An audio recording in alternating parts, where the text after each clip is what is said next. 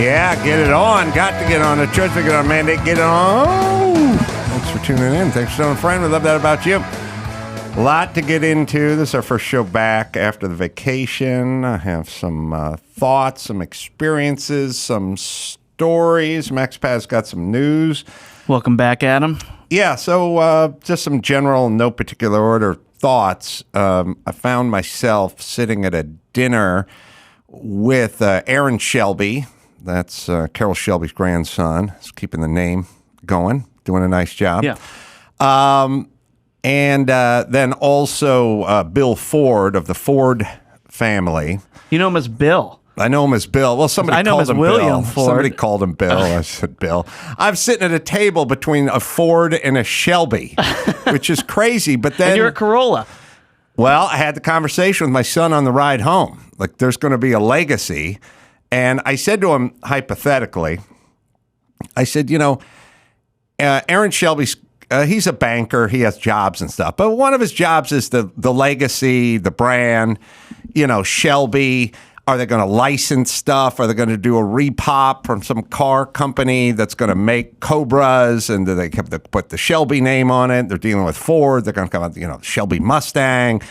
Is there somebody selling Shelby T-shirts that aren't licensed and this and that? And I said, hypothetically to my son, I said, would you like a life of working on the legacy, protecting the legacy and profiting from the legacy of the name, or do you want to go just do your own thing, you know? And somebody in the car said, well, you know, that and some miserable dead-end job. I'm like, well, it doesn't have to be a miserable dead-end job, but which would you like? And then he sort of sarcastically said, well, what do you got, you know? And I said, well, when I'm gone, it's mostly going to be you putting out fire. So Me Too stories, me getting dragged out in you know, the Twitter sphere, so stuff like that. Yeah, a lot crisis of people control. Calling your dad a douchebag. I'm glad he's gone, and then you jump in and call that woman a liar. Yeah, so I told him that was going to be it. But as I'm sitting between William Ford and then Aaron Shelby. I'm like, Ford, Shelby, name still going, you know. And then I thought to myself, Chevrolet is a name. Chevrolet is a last name of a person. I don't hear anything about it ever. There are no Chevrolets. I mean, the brand's going strong. There's trucks on every had commercial. I said to Bill Ford the following day at the Pebble Beach, I was like, Chevrolet's a name. Yep. Ford's a name. Yep. I've interviewed all the Fords. Even Farley's name is going on now because Jim Farley is basically running Ford. And I said, Chevrolet's a name. Still going strong. Been around for 100 years. Nobody named Chevrolet. He's like, that's right. There isn't any Chevrolets. And I thought, it's kind of weird. People had kids. They had multiple kids, lots of grandkids, named kids, you know, the same name as their dad and stuff like that. And he's like, yeah, never heard of it. Like, there's some families who will just keep having kids until they have boys. So Right. so the name can be, so the legacy can live on, so the name can move forward. But that's weird if you're Chevrolet, like a household name. Yes, Ford, you know, maybe there's Lita Ford and there's there's Fords who play in the NBA and stuff like that. Gerald. But Chevrolet, that'd be a door opener. Yeah. They know who you were. Oh, yeah. And you call into the restaurant for a reservation. it's funny because I said, that's a name. And then Bill Ford said, yeah, I busted a guy who was impersonating me. And I said, how'd that work? Oh, he had a card made up, like a business card and stuff, had his name, had my name on it, would drop it and get into the finest restaurants in town, you know, until he went to a restaurant that I always go to. And then the maitre d' was like, you're not William Ford. You're not Bill. Because that guy comes in here and that's not you. And I thought, it's a little grabby. You know what I mean? Like, go ahead and impersonate somebody. Don't do it in Detroit at the Ruth Chris Steakhouse across from the Ford factory. You know what I mean? Like, don't do it at the place that the rich guy probably eats at, the real guy. That's all. Well, yeah, my friend's last name is Bus, and whenever we would go out to eat in L.A., they would always ask, and he was very honest. He just nod and go, no, disappointingly. Yeah, so Not you involved. guys can look it up, but no Chevrolets out there, but still a few Fords, family Fords. Would you Yeah, have right. wanted? Chevy was founded by Louis Chevrolet. Chevy, right? Yeah, Lewis. What year? I always thought that Chevrolet meant something. Like it was a design it of something. sounds like it does. 'Cause Like an asterisk It's got or- chevron, which is Yeah, I like a think shape. Yes. And the relay just sounds like you added whipped cream to it. Yeah, but no, Chevrolet. Just a dude's name? According to the internet, does not mean anything. It's a dude. It's those guys' names. Well, good for him. And it's Ford's been battling Chevy for a long time for market share, but no Chevrolet people around. Would you want that pressure of having to carry on the legacy of your family's name? Like is there a Ford out there just want to be a scuba instructor? I don't know, because we were talking to his sons at the same event, and Matt Moderator's like, oh, those guys are polished up. Like, they know how to dress, they know how to stand, they know how to talk. You know what I mean? Like, you're an heir to run one of the biggest companies in the world. You can't show up, start getting sloppy and drunk and getting out of hand. You know what I mean? So, it's having a good time. I mean, I think they imagine have a good time anyway.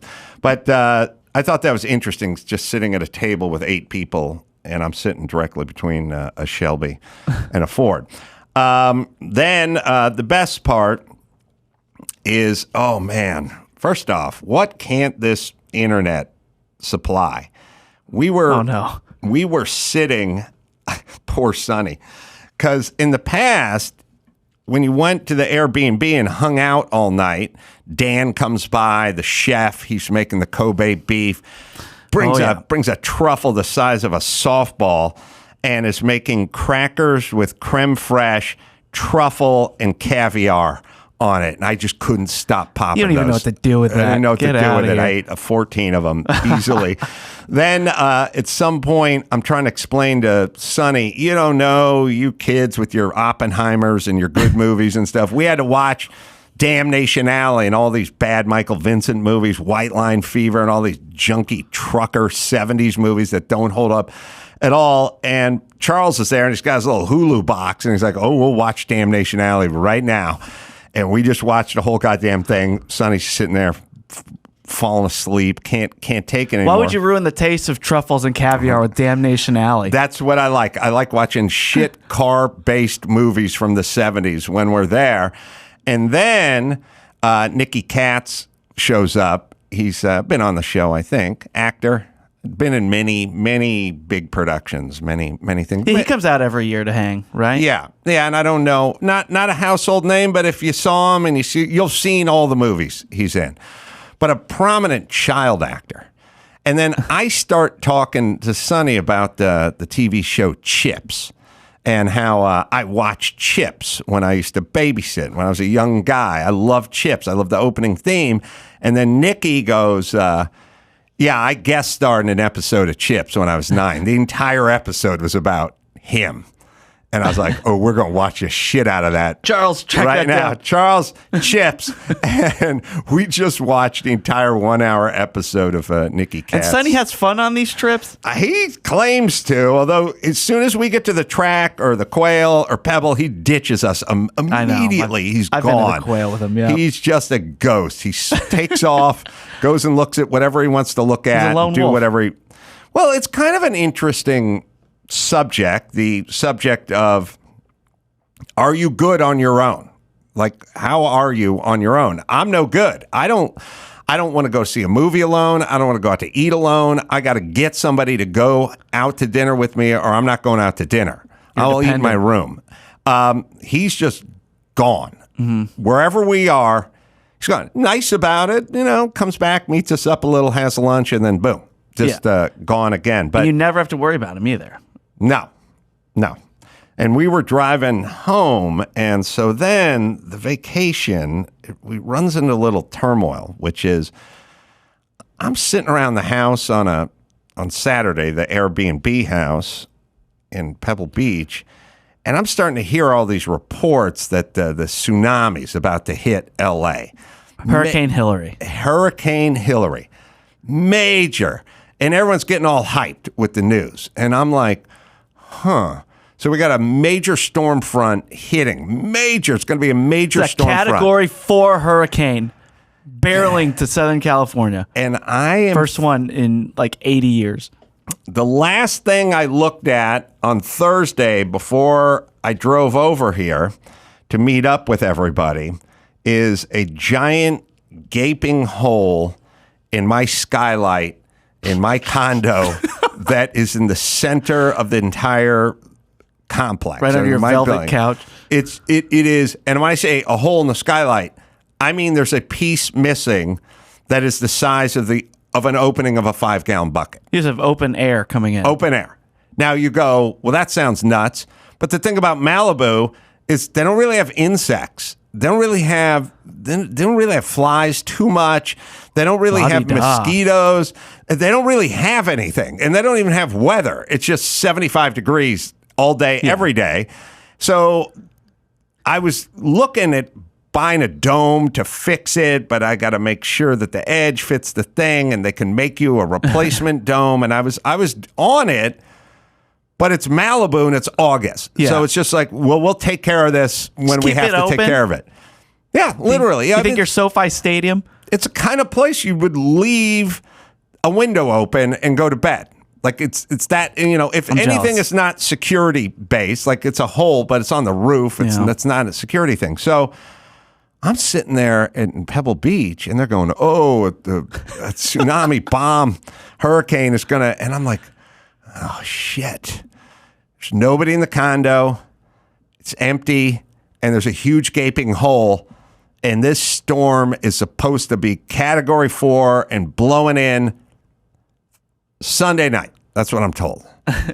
So I'm like, oh, man. All right. Well, we'll just pack it up out of here, by, 1 in the afternoon, 2 in the afternoon. I'll get back and I'll handle it. I'll get some sandbags and some visqueen, some plastic, and I'll figure it out. But then I wake up Sunday morning and everyone's staring at their phone. It's like, oh, it's raining hard in LA. It's here. And I was like, what happened to tonight? I thought it was coming in tonight. No, it's here now. I was going to go golfing that morning. So all the frantic calls to Roberto, and I wake him up, and I'm like, can you get out of bed? I got money, but you got to get down to the condo and bring plastic and blocks, and you got to save this. I'm picturing it, insurance companies and flooding. I mean, I'm hearing about this Category 4 storm that's hitting. I'm on the coast, and there's a hole that is 11 inches by 13 inches directly in the middle of this unit. It could ruin everything. Everything could be ruined. Yeah. And I'm like, holy shit. So I'm calling Roberto and stuff, and he's going over there. So then it turns out, I'll skip around, but we're driving home, and it's like 4 in the afternoon, and it like starts drizzling and stuff. But I'm like, then we're driving through LA at like 10 at night. There's really nothing going on, like a little bit of rain, no flooding. Now I'm hearing about school closures, and I'm like, what the fuck are we closing this? Why are we closing schools? First things first. It rained.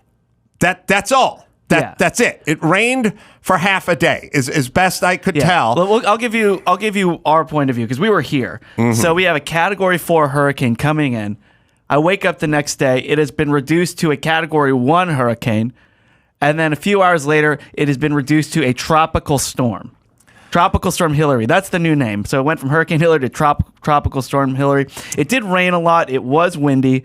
But that's as far as it got. I mean, weirdly, there was an earthquake at like 2:40. I didn't even feel it. But there was a lot of rain, and it floods in places where it floods when it rains. We've been through this before. Yeah. More importantly, all the free water we got just went right into the ocean because California still has not built a new dam in 70 years. Anyway. But on a happy note. But now watch. It dragged all the hobo shit and syringes into the bay so the surfers can enjoy that. Now, over the next couple of days, we get to watch the way the news is going to try to find as many tragedies as they can to justify everyone get them all fired up for rain. I went to Costco on Saturday just because we were going to go to Costco anyway. It was packed, panic buyers, toilet paper, paper towels, bottled waters. Okay, so we're entering a new chapter in America news and media, which is, if you would have said to me a couple of months ago, what about the New York Times? Are you going to believe something the New York Times or the LA Times would say, or CNN would say? I'd say, well, I wouldn't believe them if they were talking about Hunter Biden's laptop or the authenticity of that. Or, remember when, if they're trying to tell me that Trump took a dump on the tomb of the unknown soldier and then blew a snot rocket after it, so says, unnamed witnesses or something, I'd go, get the fuck out of here, CNN. Anything COVID, LA Times, New York Times, CNN, anything COVID, I'd just be like, get the fuck out of here. Sure. But weather, I would have believed them in weather. I would have trusted them for weather because I'd go, well, weather is just weather. They're not politicizing weather. They're just talking about what's going to happen. And that gets fact-checked in a day, within the day. Right. So then I'm like, well, what's with all... Now, at a certain point, you have unduly and needlessly panicked your constituency because... I'm sitting there in Pebble Beach, and I got all these guys, and everyone's home base is L.A., and I have a condo with a spaghetti colander as a roof on it, and everyone's texting with their wives and texting like, how's it going? You think we'll be able to make it back? We're like going, oh, we're not going to be able to get through the grapevine. No, there's going to be snow. We're going to have to turn around. Like everyone is speculating on all the doom and the gloom that LA, because we're just sitting in Pebble Beach hearing about the category, whatever. I'm picturing the condo flooded. These guys are picturing their kids drowning and stuff. Their wives are all alone. Everyone's significant others back in LA alone to weather the storm. So at a certain point... You got to get sandbags. People are getting sandbags from fire stations. The news is fucking with us. And then you got to kind of say to yourself, well, why? I mean, why did we close the schools? Why? They announced that Sunday afternoon. Right. Okay. Close all the first things schools. First. I've yelled at you guys a million times. Teachers don't like going to work. I've told that. That's all I've said. They don't want to go. They're looking for any excuse not to go. Now, just so people listening know, it rained on a Sunday. Here's how bad the damage was or wasn't. LA's a shit show when it rains. Things flood. And constantly there's mudslides and stuff like that. The place that gets hit the hardest is PCH and Malibu and all the canyons. It's always flooded, blocked off, mudslide, boulder came down the hill, rained too much, tree fell over, blah, blah, blah. Yeah. I rolled in here on Sunday night, got in my car at 10:30 at night, and just took Waze back to Malibu, which was just take the 110 to the 10 to the PCH and just go drive home. There was nothing. You didn't need a canoe? There's nothing. If you can drive for 8 miles along the coast, along PCH in LA, that means there is nothing going on. There's no storm surge. There's nothing. So there was nothing. And then woke up this morning to sunshine and hot weather and dryness. And kids at home. But you guys canceled school. Yeah. These kids haven't fucking missed enough school under your regime in the last year and a half. So then you got to think to yourself, well, why? I mean, why are we doing this? I mean, I kind of get what the news is doing. They're sensationalizing everything. I checked the weather report at like 10 o'clock, 11 o'clock last night, and I was like, what? Closing school, so we're gonna get hit harder tomorrow. So, no rain tomorrow. I mean, no rain on Monday. It's like, well, then why would we close the schools? Well, two things. One is teachers hate their fucking jobs.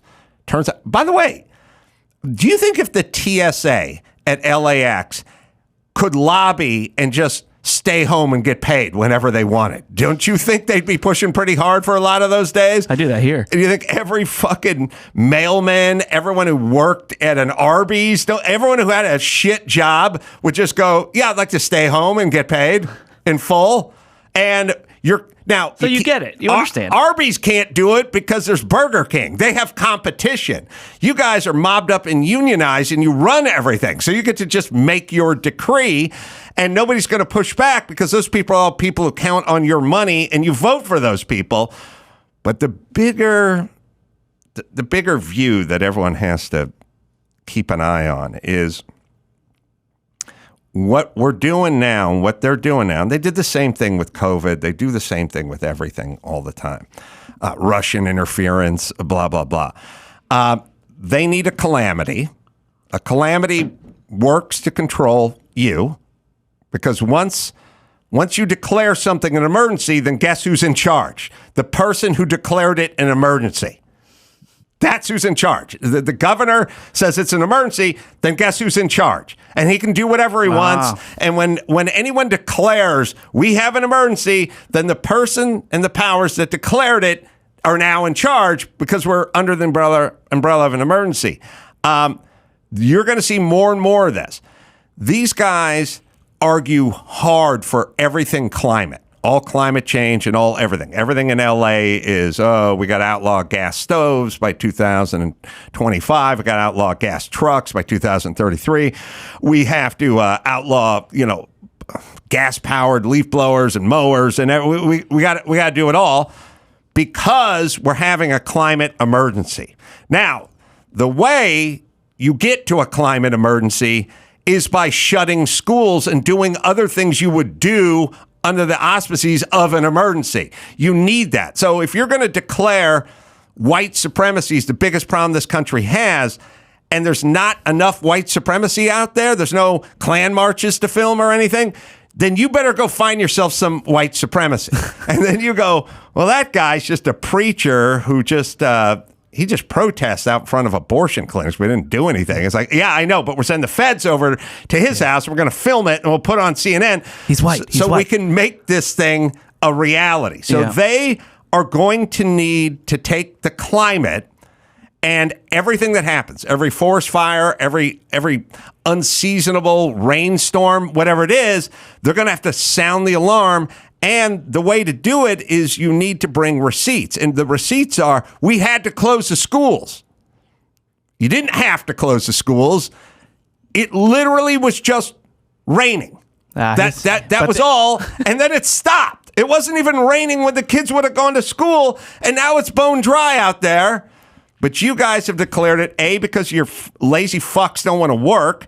And B, this is the climate. Now wait till all the climate emergency stuff talks and what starting to bubble up already, right? So then you're going to hear it, and then the decision is going to be, well, look, I'm the governor, I'm the next president, I'm whoever. Look, I'm for shit with the economy, and I fucked up everything COVID, and I'm no good with the border, and gas is $5.50 a gallon.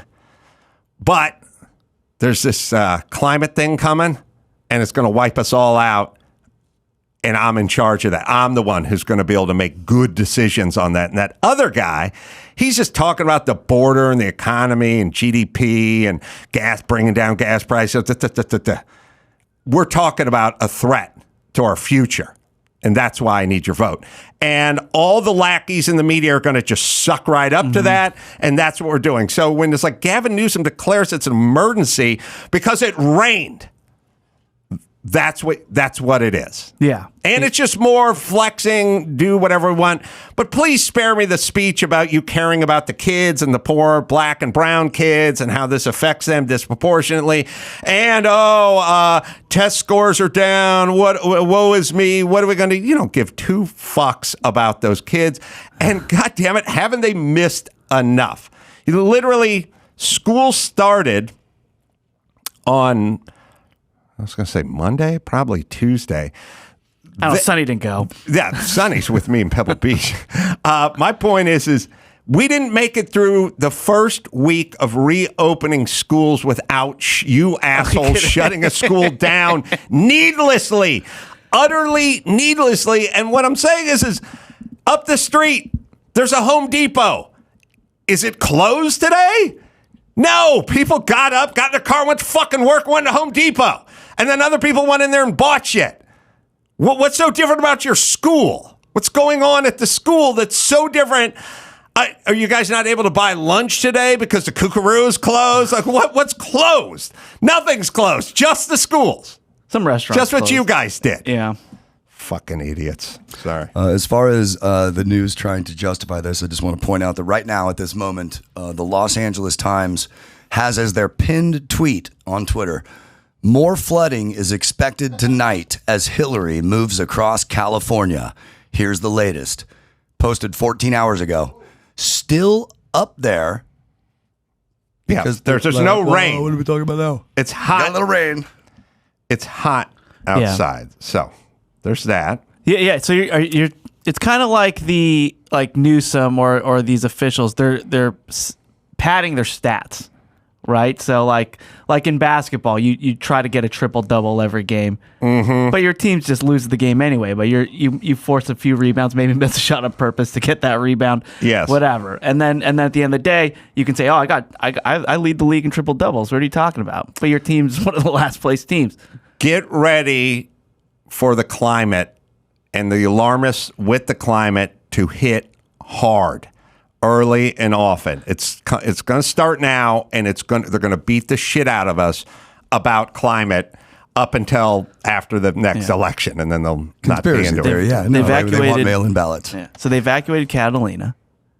Yeah, all of Catalina was encouraged to evacuate. Most of it did. They saw the same map that we saw, right? Of the storm not really getting near like maybe the edge of it. Yeah, but were they got off. Like a lot of boats were gone. Like okay. Well, I guess if you got a boat, I'd be like, I'd like my boat to be safe. So baseball games are canceled. Dodgers, Angels, and Padres all canceled their games, but there was one game that wasn't canceled. Preseason game, Chargers versus Saints. That still happened. That still went down. I was about to say you don't have to cancel a football game. How fucking bad.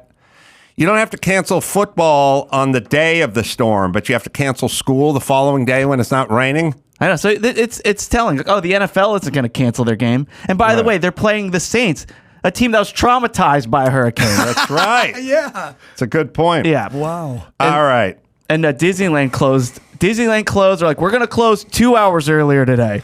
Well, at some point, it's a liability if someone is saying there's a Category 4 a hurricane coming and you don't close, then it's on you. To Chris's point about padding your stats, yes, if you declare a crisis and through no will of your own, we avert that crisis, you can still claim credit because you were in charge when no shit went down. And dumb people are going to believe that. All right. So now here's a little life lesson for everybody that I got from the great Gordon Murray. Gordon Murray's a designer. He's an automotive builder. He worked for F1 teams as a young person. Brabham, McLaren. Won tons. Never heard tons. of it. Just an amazing, exacting designer. While I was at the track, I sat down for a little conversation with Jim Farley. He's the greatest guy in the world. Runs Ford. Chris Farley's cousin, I think, looks just like him. Yeah, sweetheart of a guy. He's there racing. Likes. You guys chat every time you go up there now. Yeah, they said they reached out to us. Can we come sit down and talk? Which is great. It's always good to talk to a real dude, and also you'll think you're eating. You live in Los Angeles. You're just being spoon-fed crazy pills all day. Then you go to the track and talk to guys who like build cars, prep cars, race cars, and all of a sudden it's a wave of sanity. Wait, they weren't panic buying for the storm? They're the most sane people on the planet because they have to be, because there's no room for any of their feelings inside the car. It's all just, does stuff work or doesn't it? But Gordon Murray did something that was kind of interesting that I thought. So Gordon Murray worked for McLaren. He worked for the F1 team, I think. And at some point, the early 90s, he struck out to work with McLaren to build a supercar. And so I interviewed him, Matt and I did, and we were talking to him for a little bit. And I said, when I left high school in 82, everything was junk. Every car. Mustangs were junk, and Z cars were junk, and Celicas were junk, Supras, and even Ferraris. Like everything was the worst. Slow, unreliable, and nothing. And now we have a bunch of supercars. And he said, but this is what I tell people all the time. He said, well, I wanted to build the world's best supercar, the McLaren F1. 1993, 94, I think famously Leno has one. Yeah. Says it's like the best car he owns. How much do those go for? On the low end, 20 million, 22, 23 million. High end, probably 28, 30 million. Do you want to know some past and present McLaren F1 owners? I know Mr. Tibbs has one, or whatever the comedian was. Mr. Bean. Mr. Bean. Yeah, Rowan Atkinson, right. Yeah. Elon Musk, of course. George Harrison had one. Ralph Lauren. Mm-hmm. Nick Mason, of course. Nick Mason. Yeah. That's right. So this was sort of interesting. And by the way, if you bought it new, you paid $850,000 for it in '93, and now it's 25 million, which is a nice tip of the cap to the dude who built the car, because the other supercars from that era, Bugatti, Ferrari, Jaguar, all big companies. The low end is like the Jag supercar they built at that time is worth 550, maybe 650. The Bugatti's probably the highest at $2.5 million bucks, and then the Ferrari F40 about the same time, $2.5 million bucks or something like that. But right in there. But he's 25 million. But he said, well, I'll tell you what. I'll share the words of wisdom for the guy who built the world's best sports car in the early '90s, and I'll tell you that right after this. Hey, I really want to talk to you about something serious for a minute, because we have a lot of laughs on the show, but I'm sitting here holding some coins that were sent to me by our new partner, Lear Capital. Having precious metal on hand and in your hand, like I have right now, can provide financial protection as part of a portfolio, but can also drive a pretty handsome return.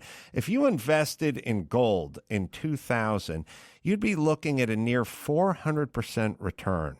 That's right, 400%.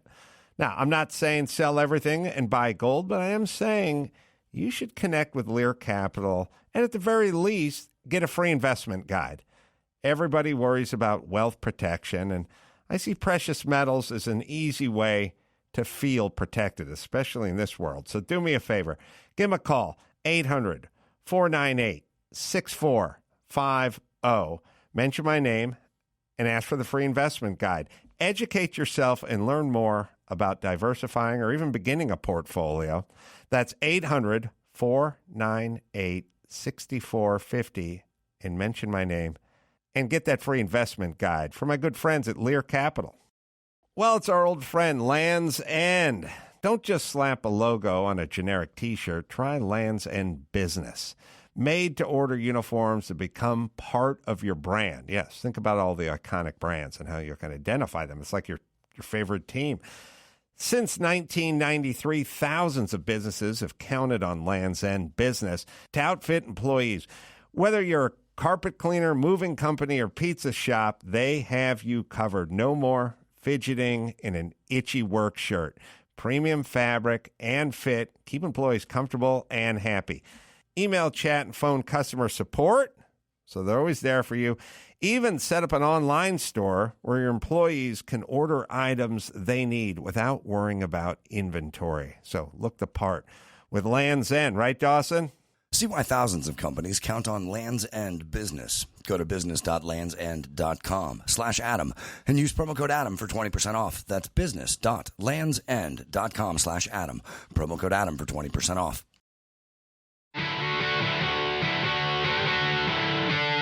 It's time to check Adam's voicemail.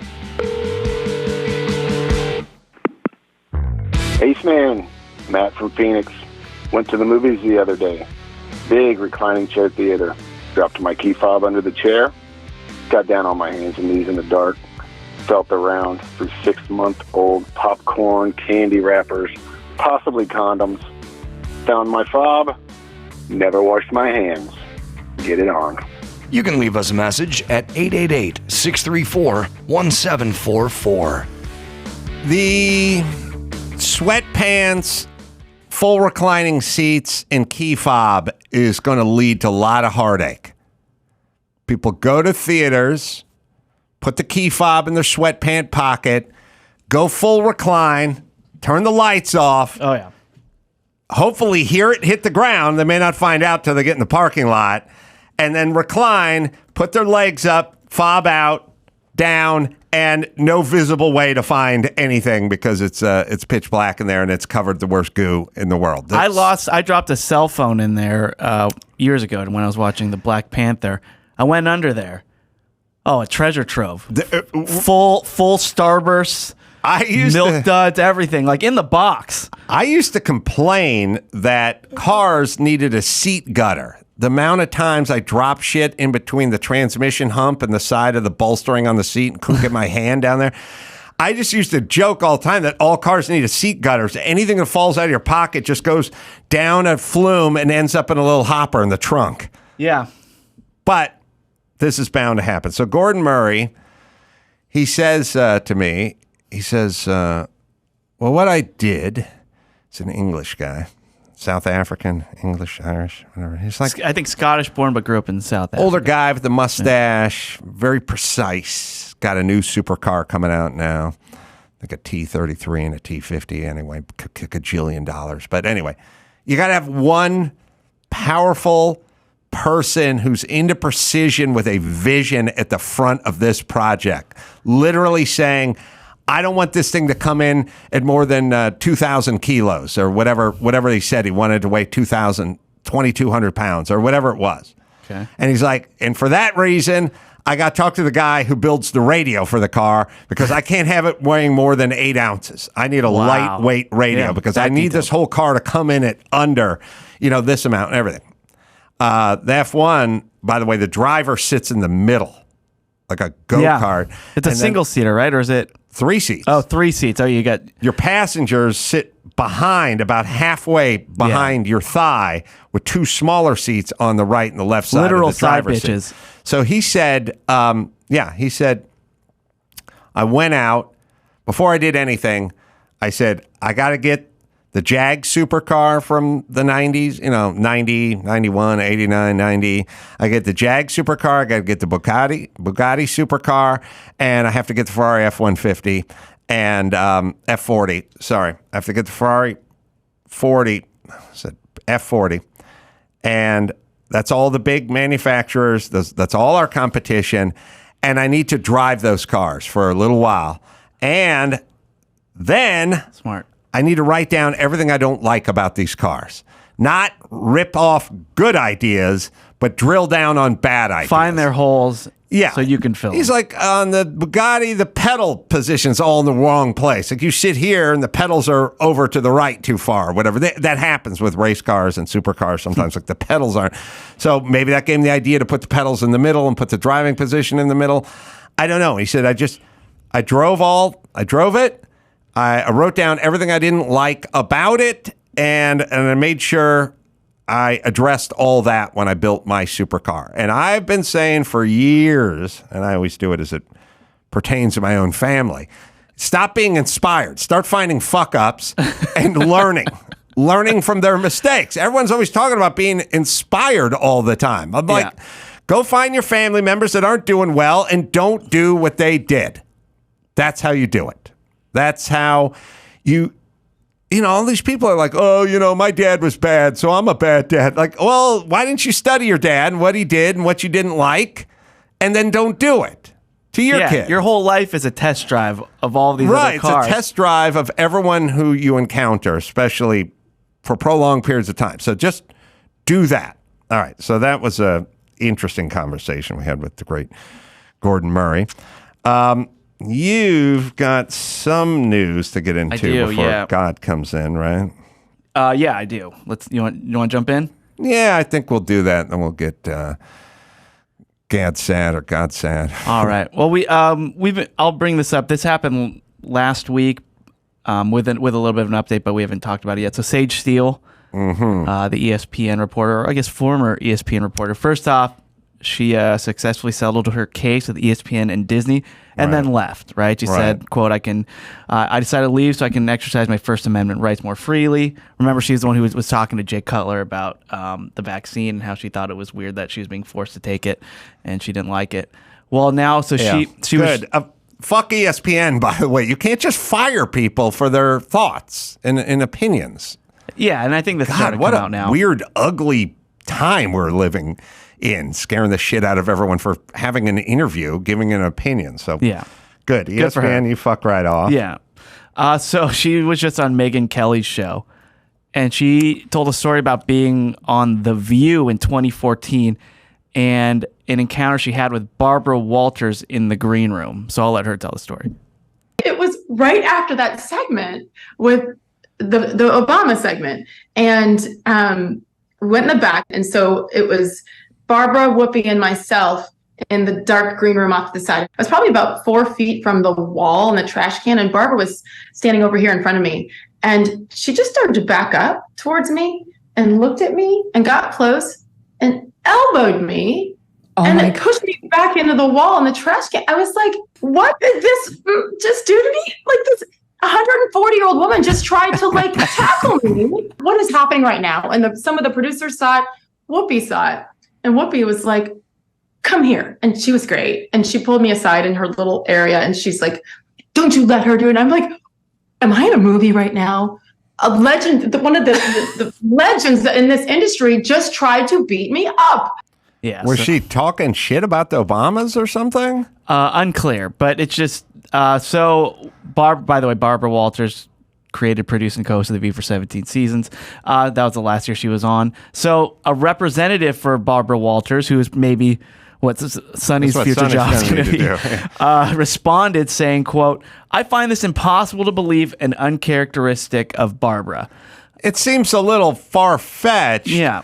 But if you have that part where Whoopi corroborated, like said, come over here and sit down, like somebody witnessed when something. Producers saw, so she's an old woman. She could be a little spastic. You don't know. And you said it yourself. Women, they reflexively will swing at you.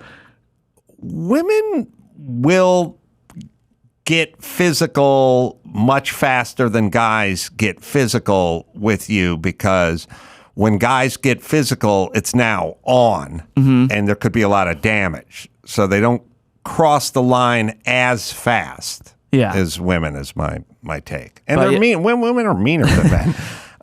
Men may be worse. Like, we have tyrannical dictators and stuff, but women on average are meaner. They're just meaner, like birds are mean. Either way, Whoopi's team has yet to respond, and so we'll wait to hear more. But that was Sage's account from The View. I don't know if it was in 50 Years We'll All Be Chicks, but my counting of The View, I've never been more spot on about anything, and they've never disappointed. But early money on the Yentas from the View in that book somewhere. I don't know if Dawson has it somewhere, but we'll see. But continue. Okay, so big news in the world of sports: Spain has just taken home the gold in Women's World Cup. Good. Beat England. Good. Yeah. Are you cheering for them? I hate the American team. So you already won after the first round. Just a bunch of complainers, and I hate ingrates. So good. Right. So Spain beat England, but the real not only did they lose to Sweden, so poetic, because Sweden never closed down during COVID, and not only did that bitch Megan Rapinoe miss her penalty kick. Yeah, I'm sure she got beat. I'm sure Megan Rapinoe was one of these ones who are screaming at everyone to get vaccinated and wear a mask and all the other bullshit. Got beat by the country that never closed their schools, and beat by her hotter, younger doppelganger. The Swedish chick just looked like a hot version of Megan Rapinoe. So it was a complete disaster, but glorious and must have been poetic. Like porn for you. Poetic for me. Yeah. So, so Megan Rapinoe, she like laughed after she missed the penalty kick, and everyone's talking about how she was laughing. But yeah, I don't know. Everyone deals with things differently. Yeah, that's what it was. I don't care. I think so too. All right. Well, anyway, so Spain Spain wins, but more people are talking about the president of their team who kissed one of their teammates on the mouth while celebrating the victory. So here he is on the very right of the screen. You can see him. He's the bald guy, and he's that's Jenni Hermoso, one of the players. So so you can see he kissed her. Is this video, Ben, or is this just a picture? Okay. There it is. Boom. Grabbed her by the back of the head, kissed her. Well, so Jenni was on Instagram Live, and somebody asked her what she thought about the kiss, and she responded, "Oh, I didn't like it." So now people are going, "Okay, well, he forced herself on her, grabbed her by the back of the head." And now he has gone on to apologize. My! He made a video. We could have had an award winner for Get Some Asthma. No, but he backed down. Well, he is getting some asthma then. So here's part of the apology. It's in Spanish. I'll just read you the translation. Quote: "There's an event which I have to regret, which is everything that happened between the player and I, with a magnificent relationship between the two of us, the same as with the others. And well, I surely made a mistake. I have to recognize that. In a moment of elation, without any intention of bad faith, what happened was, I think, in a very spontaneous way, but there was no bad faith between either of the two of us. If there are people who have felt offended, I have to say I'm sorry." And Jenni Hermoso, the player, although she initially said she didn't like it, has gone on saying, "Look, that was a natural gesture of affection. It was in the moment. Can we just keep walking? Like, can we just keep walking? Do I have to granularly break down every event? This is somewhere between no duh, no shit. Yeah. Who cares? First off, Europeans are all grandfathered in with the kissing. They do all the kissing. That's how they greet each other. You would insult somebody in Europe if you didn't give them a kiss. If they wanted to give them, if a woman wanted to give me a kiss and I'd put my hand out for Howie Mandel, she'd be insulted. Like, he'd be ousted. Number one. Number two, whatever this thing is, like, I've been violated. No, you've been celebrated. This guy was celebrating. Yeah, he was pumped. Well, let's. God, we have to. So crazy. I know. And if you Google Spain winning World Cup, more of the kissing story pops up than them actually winning the gold. Which is sad. And it just takes away, but it's her fault. And I'll tell you why it's her fault.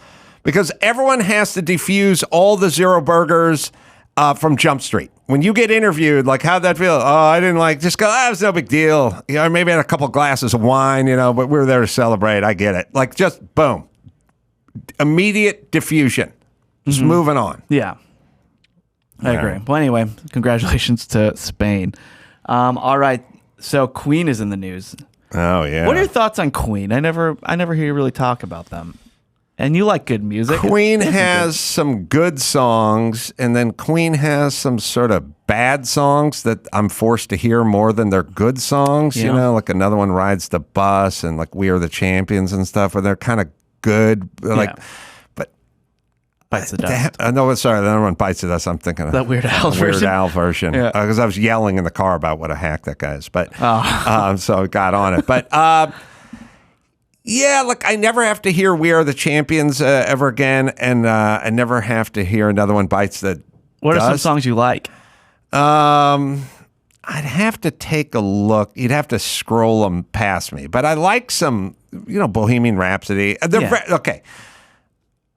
About all bands, any band that I would call interesting, you're halfway home. If you're just doing stuff that's interesting, stuff that's a little bit different, stuff that's interesting, then I'm kind of in. I kind of like bands that do interesting stuff. And Queen was an interesting band, Also, my theory with Queen, which is always weird, which is they named the band Queen, but they don't know Freddie Mercury's gay. Very weird. And then he goes out and struts as gay as you can strut, and they're like, what a showman. I bet that guy gets all the ladies. And then at a certain point, he's like, fuck it, I'll get AIDS. Guys, I got to break my point. I named it Queen. I don't know how else to get this across to you that I am gay. So I will get full-blown AIDS, and now you'll know.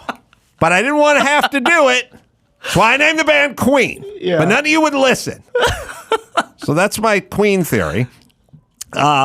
Now, this is one of the Fat Bottom Girls song. It's just another one of their kind of weird, I don't like interesting, but not a good song. Yeah. But yeah, so they have a new greatest hits collection that's being targeted for younger listeners on this audio platform called Yodo. What's on the greatest hits? And I can tell you the good and the bad, but keep All right, going. you got Bohemian Rhapsody, Somebody to Love, which is probably my favorite. Yeah, good. Another one, Bites the Dust, We'll Rock You, We're the Champions. No, We'll Rock You, no. Yeah. The Champions, no. So Fat Bottom Girls. Fat Bottom Girls was omitted, and they haven't given a reason, but I mean, but they're all implying like, look, this is targeted towards kids. We're trying to, but yeah, a lot of people up in arms about saying it's the woke mob. Well, Fat Bottom Girls, you make the rockin' world go round. Fat Bottom Girls, you make the rockin' world go. Yeah. Anyway, interesting band. And I respect them, but I never hung out and just sort of listened to Queen. Yeah. Queen was one of those. You can tell every fourth song on the radio out here plays Queen, so that's enough. Yeah. But Freddie Mercury, incredible yes. vocalist. But so during an interview with the AV Club, Michael McKean said that Fat Bottom Girls was the influence for the song Big Bottoms. Oh, man. Yeah, good. So, well, you're always happy it exists, right? Is it bad that he's saying you rock? Basically, he's kind of put up the lyrics. Ben. He's not doing. He's only doing what Lizzo did, right? Like, oh, big and large and in charge. We're celebrating and hot. this. Like Lizzo was celebrating morbid obesity. Yeah. Did he say anything disparaging in there? It's like Fat Bottom Girls who make the rockin' world go round.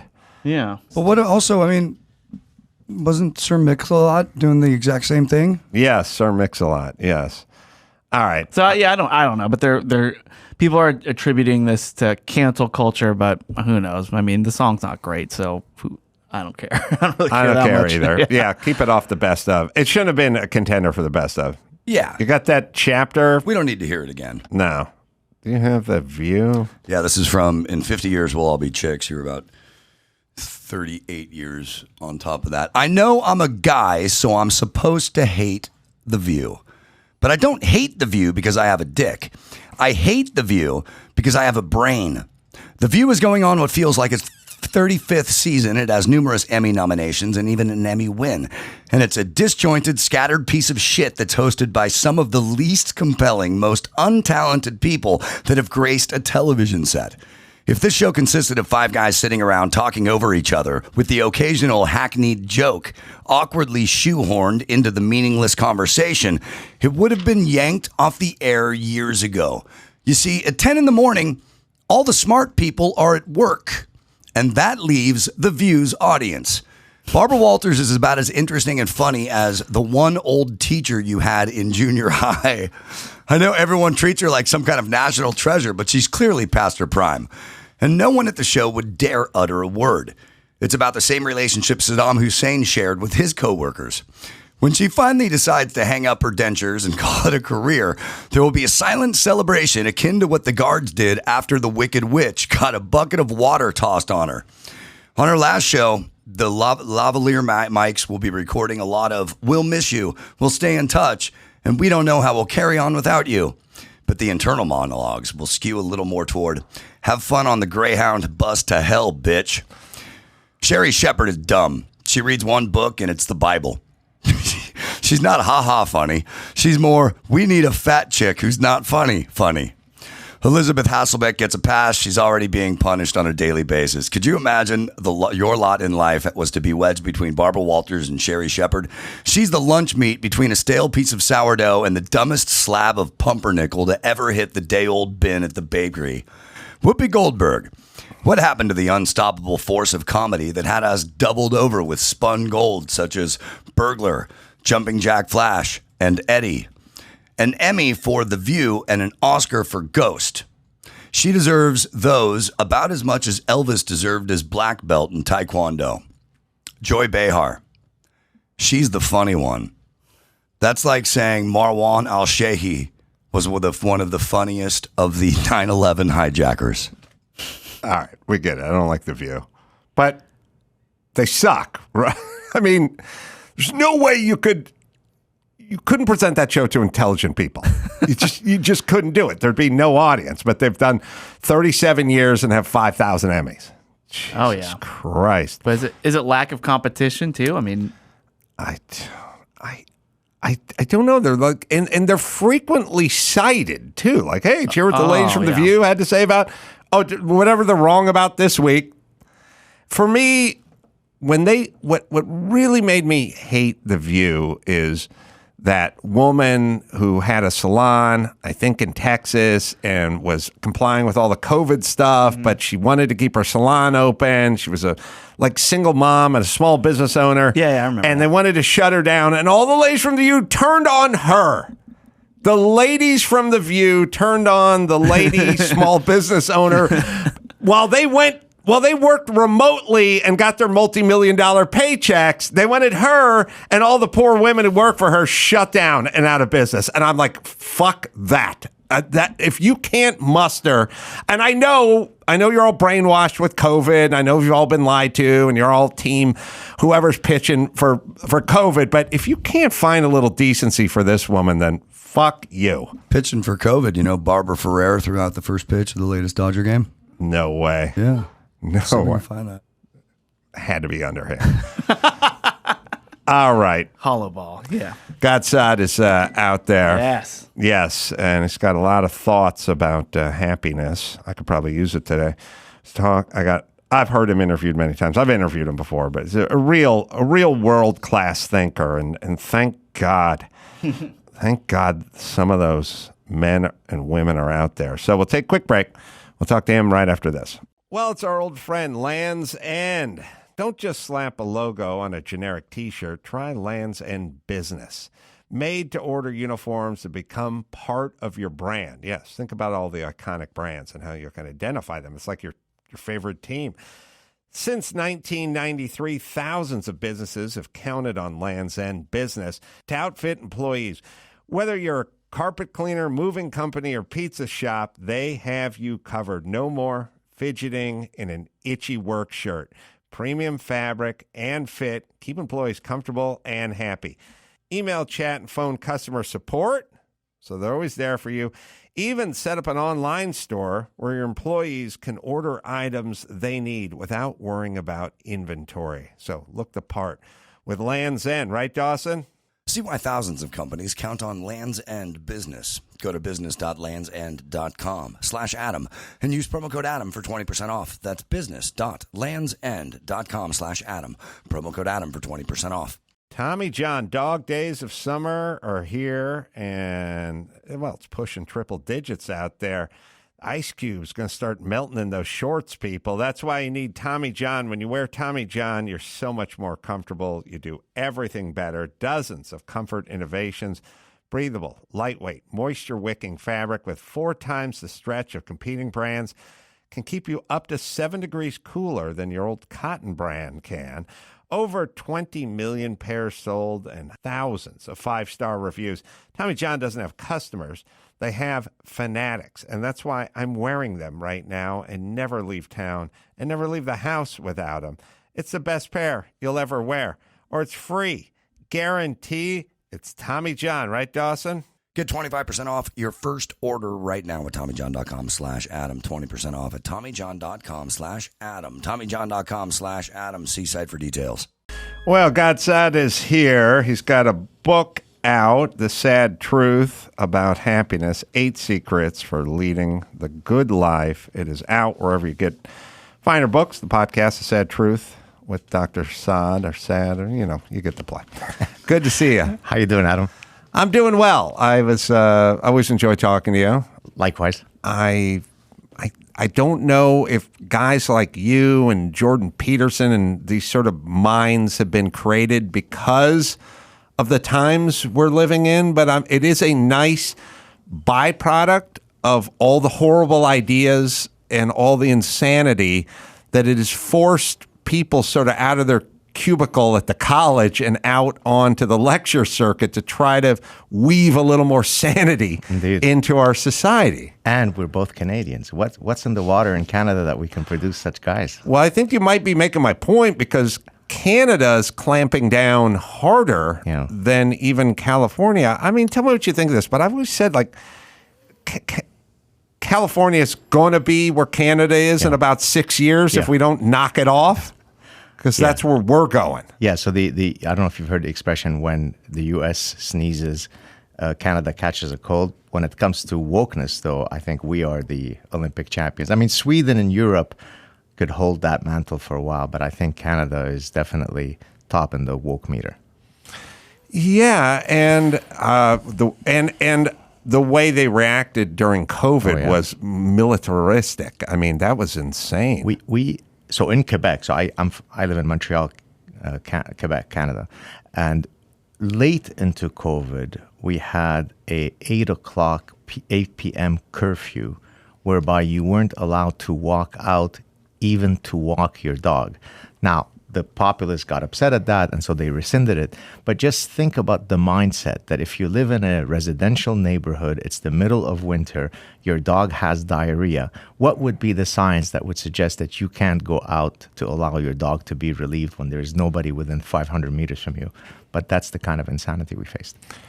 And so for you, what do you think is the sort of impetus of it? Like, what's driving it? Like, you go, okay, I have a policy. It's not a good or effective policy, but I'm going to ram it up everyone's ass. And then I go, well, what's in it for you? Like, it's a bad policy. Why are you doing this? So I think it's two factors. Number one, there is the proverbial fog of war when, you're making decisions on the fly. So that's if you want to be charitable. Right. I also think that it's a regrettable human instinct to grab as much power as possible, to impose your will on others.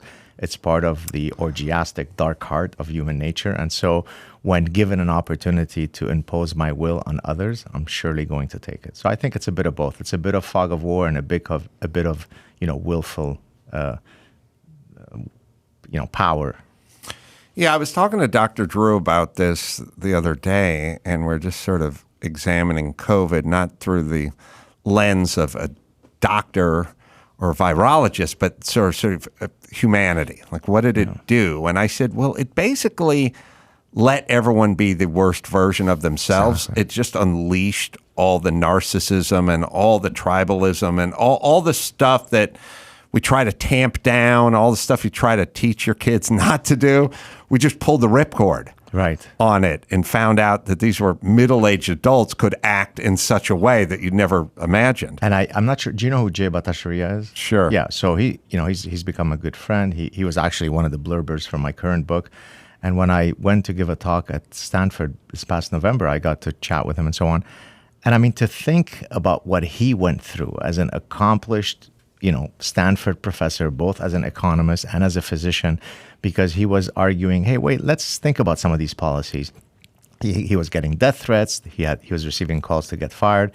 That's really not how we wish to organize our societies. I agree. And the scary part is all the people that were immediately down with that kind of behavior. Yeah. That was the scary part. And to me, a sort of eerie harbinger, like, oh man, what are you guys capable of, and how fast are you capable of it? So can I tell you what I'm going through right now with the cancel mob? Mm-hmm. I'm always hesitant to give it more airplay because of the old Streisand effect, but I feel that I wouldn't be a honey badger if I didn't share this information. So as you know, Adam, there is no sacred cow that I won't go after. I'll critique Islam, I'll critique Judaism, I'll critique transgender activism. It doesn't matter. Anything that is open for criticism and scrutiny, I'm willing to discuss it and debate it. I've never received the kind of hate as I did in the following situation, to show you how parasitized human minds can be. This is in reference to my previous book, The Parasitic Mind. The day that my book was released, I appeared on Joe Rogan's show. And in a 3+ hour conversation, we talk about all kinds of things, and with a lot of levity, one of which was discussing accents that we find unattractive. And so I began by saying, oh, my family and I just returned from a trip in Portugal, and I'm not really a fan of the Portuguese accent. And then I went on and said, well, Hebrew is one of the languages that I speak, and I think that Hebrew is violently ugly. Mm-hmm. But it's the next one that got me into trouble. And I said, oh, but when it comes to French Canadian, well, that's just an affront to human dignity. Mm-hmm. Now, this is a hyperbolic sentence that I've used to describe the Beatles, to describe musicals, to describe people who hate Lionel Messi. Yeah. It's become a signature, line that I use as a humorous kind of over-the-top running gag. The Quebec media got a hold of it. For the next 2 weeks, the number one story in Quebec and all the media is this guy who we opened our home to when he escaped the Lebanese civil war, goes on Joe Rogan's show to erase our existence. I've received thousands of hate mail, many death threats, endless calls to have me fired, a 30-year professor. Now that Jordan Peterson has retired, I think I can make the claim without too much immodesty that I'm probably the best known Canadian professors. The Quebec media never paid attention to any of my work, but I made a flippant joke about the French-Canadian accent. I became public enemy number one. That's probably not a good way to organize society. I'm guessing it's but more your past work and your policies and your politics that probably caught up to me. Well, we all know that first off, they're in this group are insane hypocrites. They can look the other way while Harvey Weinstein is mowing through women and doing the worst things in the world. They will not say a word about guys like that. But if, some Republican senator pats someone on the butt or something, then it's a big, big deal for them. So there's a lot of hypocrisy in their world. And then once you get that sort of target on your back, then they're sifting through every grain of verbiage that's ever been said to try to figure out a way to assemble something, always out of context. They know what they're doing, by the way. They're it's like, I heard you on Dennis Prager's show, one of our mutual friends. Yes. And, he's had this statement, which is, if a wife of a good man in a good relationship doesn't really feel like having sex that night, she should just do it anyway. If he's a good man and they have a good relationship, she'll probably end up being in a better mood when they're done anyway. And just do it. It's like, Prager advocates for marital rape. You know what I mean? And it's like, is that what you guys heard? Yeah, or are you just doing that? And then if you're just doing it, then how could you possibly be a journalist? And of all the things that my parents have ever told me, many things have been wise. None has been wiser than what my mother told me more than 30, maybe 35 years ago. She said, Gad, the quicker you learn that the world doesn't abide to your purity bubble, the happier you'll be. The reason why I get angry at these kinds of shenanigans is not so much that it affects me personally, is that I can't believe that someone could be so dark-hearted as to take the worst possible interpretation of an innocent joke that you made and be willing to go to great length to have you fired. Now, imagine they were successful. Yes. And the university said, you know what, this guy's too much trouble. We don't care he's tenured. We're firing him. That would really make you happy? My goodness, you must be such a monster. So I think that's what bothers me, that human nature could be so ugly. And not only does it bother you, but it's also why it sort of catches you off guard, because you just don't think that people are capable of doing things that are very counterintuitive. I would never do that to somebody because, frankly, it would feel like a waste of my time. I would just feel like, why am I spending time twisting someone else's words? But it's also why I believe the populace at large needs to be able to now have a filter for what they hear. So when you hear, you just hear on the news or somebody says to you, did you hear Ron DeSantis over there in Florida saying slavery was a good thing? It was good for the slaves. And you're like, okay, that's not what he said. It can't. I don't know what the story is. He didn't come out and say slavery was a good thing and it was good for the slaves. Right. That I know. Right. Because he's not insane. Nobody feels that way. And nobody say that into a microphone. So he said something, or somebody said something, and now we have to go figure it out because there's no way he said that. And by the way, can you consider the source? Because these are the same people that have been doing this for a long time. So everyone is going to now have to sort of pull out their own jeweler's loop and go, no more. I have to now investigate and see what this is. I have to hear the other side and hear what their argument is.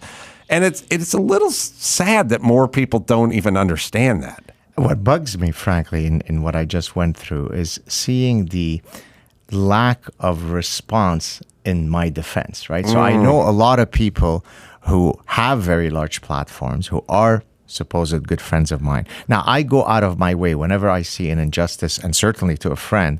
I mean, the way that Jordan Peterson and I became friends is that when he was getting into the transgender hot mess that he was in, he had reached out to me and said, hey, can I come on your show? When nobody else would invite him on. And that's how we became friends. I'm willing to go out of my way to defend you on deontological principles. There's right, there's wrong. And seeing the amount of apathy from people that should be coming to my defense is a bit disheartening. Oh, yeah, you just kind of reminded me of something, too.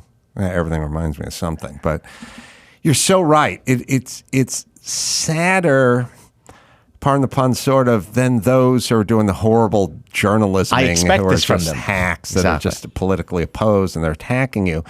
It's all the sane people that aren't speaking up. And I was saying to somebody the other day, you know, L.A. had a women's march a few years back. I don't know, probably when Trump got elected or something like that, 2016, 2018. I don't know what it was. It was several years ago. And there were like 500,000 women took to the streets, maybe 1 million. They probably called it the Million Women's March. Every female celebrity, every yenta in town drove her Mercedes G-Wagon over there with her fake. She had her handicap license plate that she got from her plastic surgeon husband, slapped it on the G-Wagon, pulled it right into the handicap, marched around for 10 minutes, took some selfies, and then went back to Beverly Hills. But all right. It got like 500,000, maybe 1 million. I mean, they're shutting down the streets, Wilshire Boulevard. Everyone's out there giving their speech, Madonna, everything else. During COVID, and I think our friend Prager was doing this, they said, look, we're tired of being locked down. We're tired of our liberties being stepped on. We're tired of schools being locked down. We're tired of businesses being locked down. We're going to have a freedom march, and like 52 people showed up. That scares me because the women they don't even know what they're marching for. It's unclear in 2018 what it is they don't. They're the majority on college campuses, but not by a large percentage. Yeah. I don't know what you're marching for. I do know what we're marching for with freedom. Nobody shows. Amazing. That is a sad testimonial. SAD or SAAD? Oh, AA. Why not? All right, now I'm getting angry, and we're here to talk about getting happy. There you go. So let's talk about it. What have you discovered? So maybe I could start by telling you why I wrote the happiness book, because if you would have asked me 3 years ago that I have it on my radar to write such a book, I would have said a resounding no. Mm-hmm. 2 reasons caused me to write this book. Number one, I would get tons of emails from people saying, how come you seem to tackle all these thorny subjects and you're always in the limelight, sometimes in a negative way, and yet you always seem to be playful and smiling and making jokes. What's your secret? So that's number one. Number two, whenever I would post some tweet that I thought was pretty self-evident, get off the couch, assume personal responsibility, people would write to me and say, that was so profound, Professor, thank you so much. Right. I'm like, really? That was that profound? And so I thought, well, people trust me. People want to know what is my unique, quote, secrets to happiness. Let me take a shot at writing it, which of course was very daunting because probably of all topics that philosophers have ever written about, none has been covered as much as how to live the good life. Mm-hmm. So what are some things I discovered? We can maybe start with the 2 most important decisions that either impart great happiness or misery upon you. Do you want to guess what they are? They're not difficult to guess. Relationships, probably. So you're right that the quality of your relationships is a better predictor of your health later in life than your cholesterol score. So you're exactly right. That's the number one finding out of the Harvard 80-plus year study on well-being.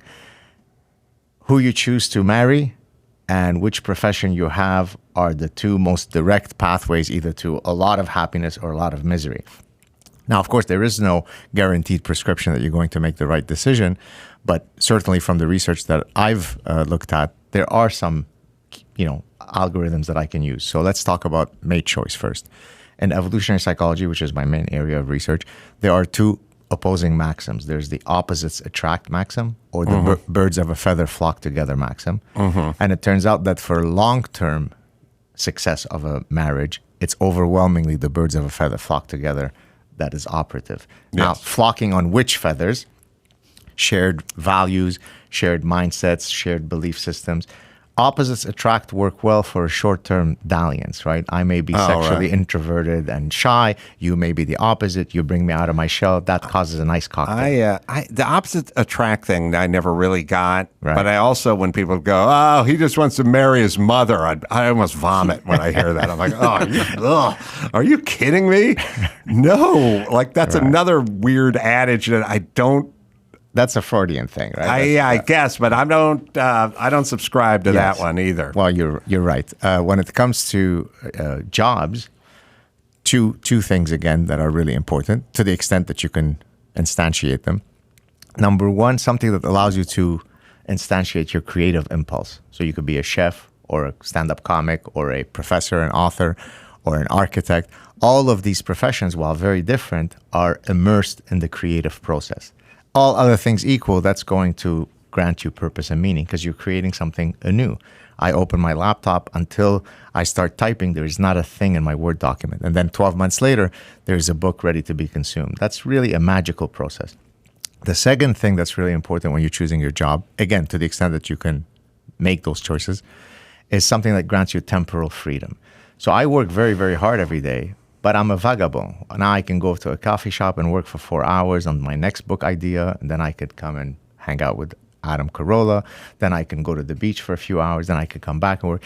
The fact that my time is not, tied to someone else's schedule. I'm not a factory worker that has a union-mandated point at which I can go to the bathroom to relieve myself. There's actually some studies that show that the higher you go up in your organization, you would think that you have more stress, say the CEO versus the lowest entry. Well, it turns out that the lowest entry person has higher cortisol levels, which is the hormone for stress response, than the CEO. Why? Because the CEO is in charge of his or her time, whereas the lowest rung person, every second of every day, somebody is telling him where to go and where to be.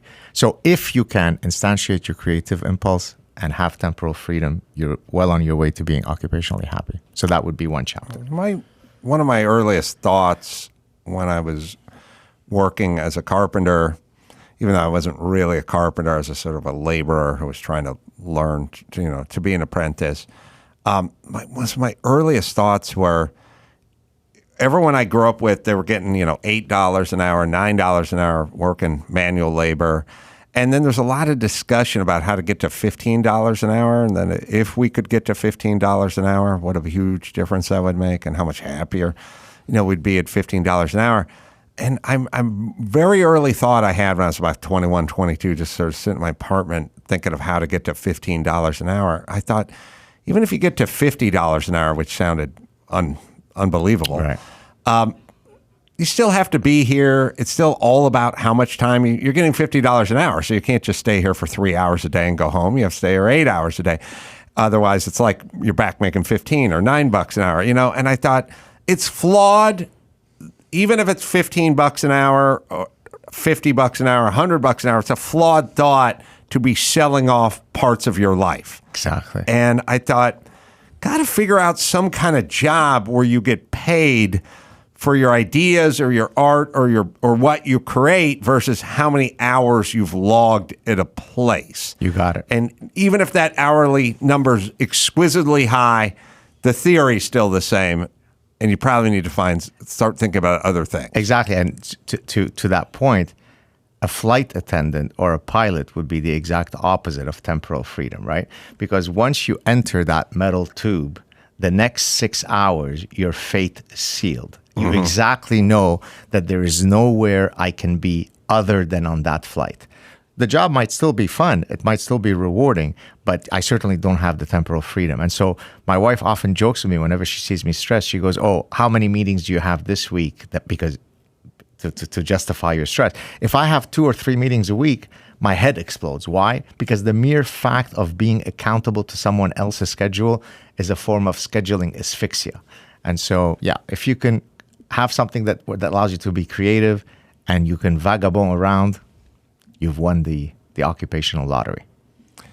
Yeah, and then there are other things that have both components, like you go out of town. Going to go this weekend to, where the hell am I? Appleton, Wisconsin. All right, but I got to be to LAX at 6:30 in the morning. Right. So that's a grind. I mean, that's the man. I'll be sharing the same aluminum tube with the other miserable people who may be working or not. But you're creating a new routine. But this is a good point. I will have something on my lap, and I will be sketching out things or coming up with ideas or something. And then once I get to Appleton, then I get to go and do what I want to do by performing stand-up and sharing my ideas and not getting paid by the hour. And then at some point, it'll be into the Uber and back to the place where you get the tube with the people that are miserable. And so there's oftentimes sort of two kind of competing components, and they both will. You're never going to be scot-free. Right. There's no scenario where I sit in my bathrobe and everyone from Appleton, Wisconsin comes over to my home and hands me a sack of money for chicken tenders, and I just pontificate while sitting on my sofa. So you have to do the get up early, go through TSA, get the Uber, check into all that rigid stuff, and then you get to the creative stuff. Exactly right. Yeah. I look, people ask me if I'm tired of being a professor, and I'm not. Yes and no. The drudgery part is holding office hours so that 21-year-old students can come in and whine about why they got a B- in participation. That is part of the scheduling asphyxia. Going in front of the class to perform, to teach some new material that I see that I'm getting them, that they're really getting excited about, that's the performance part. That's you going up and trying a new stand-up routine. That's the creative part. But as you said, every job has its drudgery. But if you can at least immerse yourself in the creative process, you're well on your way. Now, again, an insurance adjuster probably doesn't wake up every morning, rub his hands in existential glee saying, this insurance adjusting game is giving me so much purpose and meaning. We still need insurance adjusters, but he's not immersed in the creative process, whereas you are. Right now, we're engaged in a creative process. I disagree, but... You disagree that we're involved? No, it's both the jobs. It's a tango. I've been better. And I oftentimes think of people in the jobs they do, and it could be motorcycle cop, just giving people tickets all day, meter maid, but insurance adjuster and people like that, or even accountant and stuff. Where I just go, I have no idea how you do this. Yeah. I physically couldn't do it. The only thing I would hope for them is to then try to instantiate their creative impulse outside of work. If you can get it at work, then you really won. But when you finish your 8-hour tour as a bus driver, you've always wanted to take a ceramics class. Why don't you, instead of sitting passively watching 4 hours of television, go to the adult lifelong learning center down the street and take that ceramics class? So there are ways by which I can still be involved in creativity, even if I don't find it in my job. Yeah, agreed. And I think when you're doing those kinds of jobs, and I used to do those kinds of jobs, you have to come up with ways to, if not entertain yourself, ways not to go insane. And there's a little bit of a difference. Like, you're never really going to have a good time, but you can come up with little tricks and games and things like that. But one of the things that I've found is being excellent at your job helps a lot. Even if you have a monotonous shit job, really trying to be excellent at it, it makes the time go past much quicker, and you will get something on another level out of it. If you're just hating your miserable job the whole time you're at your miserable job, you will be extra miserable at that miserable job. The reason I smiled and I was about to rudely interrupt you when you started your point is because I just had an Uber ride from Newport Beach here, and the gentleman who was driving me ended up sharing stories with me. And he wants to write a book about confessions of a ride share or something, about the stories that have happened as an Uber driver.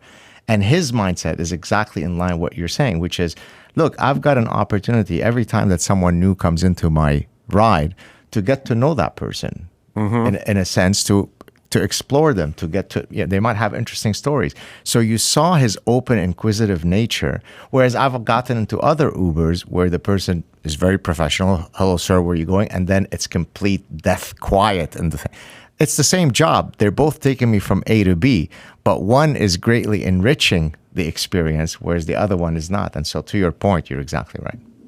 All right, a good time to take a quick break. We'll come back with Gad Saad, and we'll talk more about keys to happiness and beyond right after this. Let me tell you about Angie Homeowners. You know, it's a lot of work to own a home, whether it's everyday maintenance, repairs, or dream projects. It can be hard to even know where to start. All you need is Angie, your home for everything home. Find a skilled local pro who will deliver quality and experience. Over 20 years of home service experience. Bring them your project online or with the Angie app. Answer a few questions and Angie handles the rest. Look, you're busy. You don't have time to do all this stuff. Let Angie handle it. Take care of just about any home project in just a few taps. Download the free Angie mobile app today or visit online. Visit Angie.com. That's ANGI.com. ANGI.com. That's Angie. Let them do all the heavy lifting. Let me tell you about O'Reilly Auto Parts. Wow. You want to save some money? You want to save some gas? Here's a few things you can do to improve your fuel mileage. Check your tire pressure, people. If the tire pressure is low in one or more tires, you're going to use a lot more gas.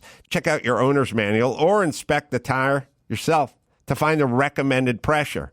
O'Reilly Auto Parts carries a wide range of tire gauges to make it easy to check your tires on a regular basis. It's also a lot safer when they're properly inflated. Always keep your fuel system clean. A fuel injector or carburetor cleaner is a simple, affordable way to remove carbon deposits and moisture from the fuel system and can improve the performance and efficiency of your engine. How about changing a clogged air filter?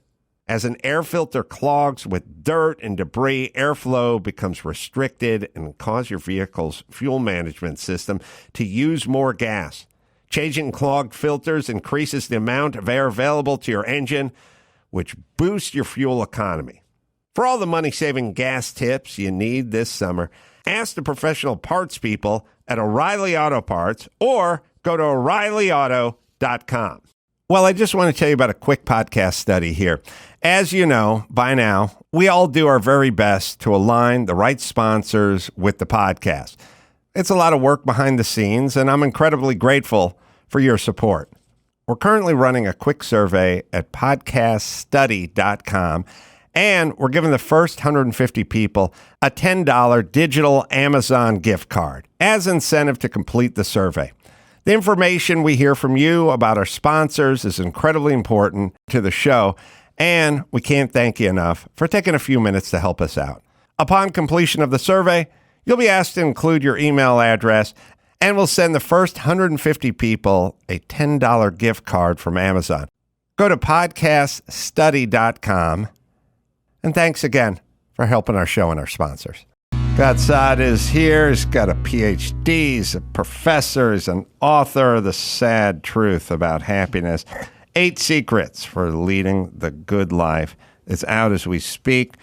And he's living it because I talked to Dr. Drew a few weeks back, and he said, I think he said he went out to dinner with you and your wife or something. He's like, that guy's in such a good mood all the time. How is he so happy with all this going on around us, Yeah. Humanity's crumbling into the sea, and God's having a good time. So there's good news and bad news.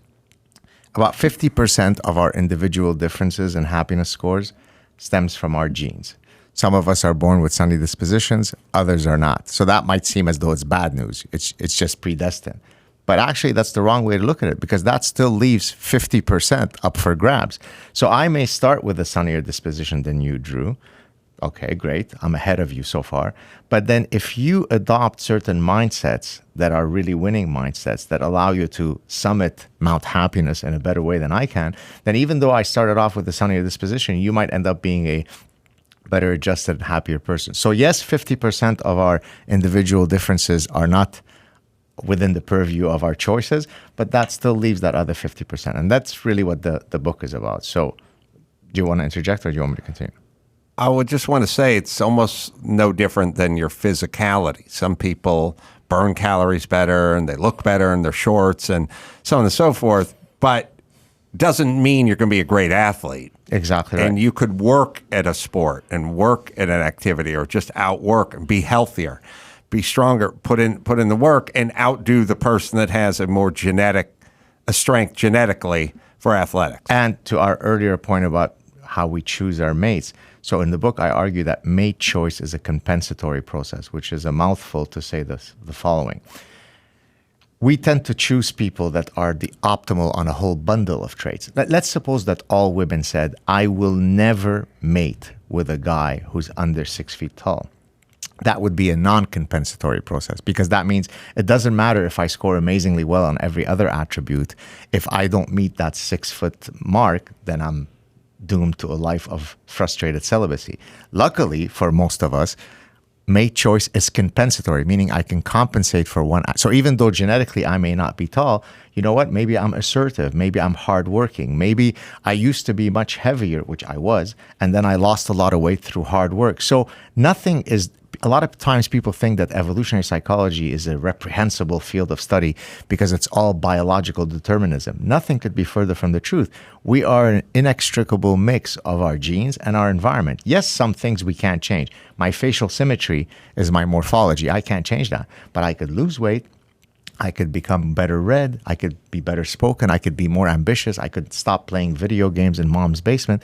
So irrespective of where we start in the genetic lottery game, we can improve our lot. And that's, I think, a very hopeful message. Yeah, but the question is sort of, just to break down the game film into finer points, which is how much of that determining mindset and work ethic and stuff is genetic. Right. Because now you go, well, you may not do this, but you have the power to do all this. But what if that's genetically based? Right. Well, I mean, you can never extricate any phenomenon from your biology, right? Although social scientists have certainly tried to do that. And in my previous book, In the Parasitic Mind, one of the idea pathogens that I talk about is something that I call biophobia. Biophobia is the fear of using biology to explain human behavior, right? Social scientists are perfectly happy to use biology to explain the behavior of every other species with the exception of human beings. Yes. Right? Human beings somehow exist in their supraplane where they're only cultural animals. It's only socialization that makes us who we are, which of course is false. We're not born tabula rasa. Some of it is biological imperatives and some of it is due to learning. It's an interaction of both. Yeah, agreed. And I like to think, and I think it's a good way to go through life. If you think of yourself as a sort of naturally lazy person who's going to overcompensate by working hard, I feel like I don't know why, but I feel like that's what I think of myself, and it sort of works for me. Whatever motivates, will work. And speaking of motivation, it's an interesting subject because I've been doing this bit where I've been mentioning that we basically told everyone you couldn't make fun of fat people, and that's right about the time we all started getting fat. And I was motivated by negativity quite a bit. Like it worked, being called this, called dumb, called fat, called whatever you're going to be, or you're going to be a loser, or you're disappointment, or whatever. That can work. We've decided we can no longer go down that road. So what we do is you don't make fun of the kid who's overweight, and then he gets heavier, and so does his friends. And I'm not into being cruel for cruel's sake, but is it cruel if the kid's got who's being the cruel now? The kid's got diabetes. Exactly. Well, by the way, so in one of the later chapters in the book, I talk about the persistence and the anti-fragility of failure. Well, anti-fragility as a general phenomenon speaks to what you're talking about, which is for me to be optimally flourishing, I need to be anti-fragile, possibly to insults, possibly to taunts. As a matter of fact, having gone through the Lebanese civil war, which you wouldn't wish that on your worst enemy, paradoxically has made me a happier person, because whenever I feel like whining to myself about whatever I'm concerned about that day, I can always go into the well of my childhood and say, so you're stressed because you have to appear on a whole bunch of shows where people are granting you their platform to talk about your book. That's what you're whining about. Remember that you escaped miraculously the Lebanese civil war, and that can suddenly, get me out of my self-pity party. And so you need to be anti-fragile. And so I'm happy when people made some, nasty remarks about my previous heavyweight, because that, just like you said, compelled me to say, hey, I need to do something about this. So honest feedback, of course, when it's not done with the frivolous desire to hurt you, is necessary, right? By the way, this is one of the reasons why people suffer from overconfidence. So for example, when you ask professors, how well do you think you did in last semester teaching? Most will say I did incredibly well. Why? Because they only receive the positive feedback from students who come up to them. No student comes up to them and knocks on the door and says, Professor Carolla, I just want to tell you, your course was the suckiest I've ever had. Therefore, my brain only codes the positive feedback and is completely oblivious to all the negative feedback that I wasn't exposed to. So negative feedback is part of the anti-fragility of life, and don't whine and cry. It's part of life. Yeah. So you're on Twitter all the time, and I always question like how you stay happy on a website that obviously causes a lot of unhappiness. But so Elon Musk just announced that he's going to probably take blocking away. Yes, I saw that. And that kind of goes against your anti-fragility theory, though. Like, what do you think of that? As what was the reason that he gave as to why he wants to do that? He didn't really give a reason. He just announced that, oh yeah, we're removing this. So all the people that you've blocked on Twitter can now come at you. I mean, the only thing I can think of off the top of my head is that by blocking people, it reduces the extent of engagement that you could have with different people. And to the extent that you're monetizing engagement, removing that possibility is helpful for that. But to me, by the way, I block people, but I never block them because they disagreed with me. I block them because they've just spent 5 days doing nothing but hurling insults at me, and I no longer wish to be exposed to it, and so I block you. Sometimes I'll just mute you so that you don't even know that I'm blocking you. So I don't really understand the logic behind that. Okay. Yeah, James Woods, I think, said the same thing, and Elon went after him, too. Oh, he said, why don't you quit your account or something, right? Yeah. Yeah, I thought that was strange. I don't know how to block or mute people. I'm not physically I could see that. capable of it. Can I tell you in the happiness and then crashing down to earth department, just as an aside. And also, but interesting, I hope, in this forum, in this conversation. I am not only bad at technology, but I may be cursed. Things don't work for me the way they work for other people. And they just don't. And I got myself a new Audi, and it's all electric, and it's a plug-in and everything else, and it's got the Audi app, and it says all this stuff. And every once in a while, I thought, I'm going to try to join everybody else in this century and learn some of this stuff and some stuff. And I was sitting in the next room over here a couple days back, and it was real hot outside, and the car's parked out in the sun. And I said, I heard I could start the car and run the air conditioning from my phone. And I was like, I'm going to try. It's never going to work, but I'm going. I'm going to give it a try. And I open my phone, I hit the Audi app. It's got climate, I hit the climate thing on there. It's running air at full. It'll do it for 30 minutes. And about 12 minutes later, I walk out, get into the car. It's frosty cold. And I'd never been more proud of myself in my life. And I was thinking about this the other day. I was like an All Valley football player and won car races, and I've done things. New York Times bestseller list. I've never been more proud of myself than doing something a 9-year-old could do with my phone. I'm shocked. I could completely relate to this because I've also been involved in a lot of accolades and so on. But when it comes to using the parking app on my phone, yes, suddenly I become the greatest imbecile that the world has ever seen. And I pass the phone to my wife, who then does it. I think it's just because you probably decided that you don't want to dedicate the cognitive resources to learn that step, right? So it's not that you're incapable of doing it. It's just not worth the hassle. I have a lot of that. I tell people all the time, and they go, "Oh, this guy's so out of touch. He doesn't know what a gallon of milk costs." It's like, I don't know what a gallon of milk costs because I'm not a loser. I'm hanging around at a supermarket all day. I'll have somebody do that. Right. I'm too busy for that shit. You're actually flattering me when you're telling me I don't know that stuff. But just to put a button on it, pardon the pun, after being exquisitely proud of myself for running the air, I tried it the following day, hit the app, and it's like, would you like to sign up for this app? And I'm like, no, I already have this app. What is your password? I'm like, I didn't set the app up. Somebody else did it. I don't know what the email is. It's like, nope, it kicked you off the app. And all is right in just the world. booted. Yeah. Then handed it to the smart person, got me back on the app. And 2 hours ago, I was sitting in the room and I thought, I'm going to try this off the app again. No app. And when I talk to people, I'm like, is this a routine thing where you just go to the app and it's booted you off after 4 days, and then again after re-upping 2 days later, like gone? And they're like, not that often. It doesn't happen to most people, but so there I was, just taking a victory lap. It's worse that they gave it to you that first time. And now I'm off.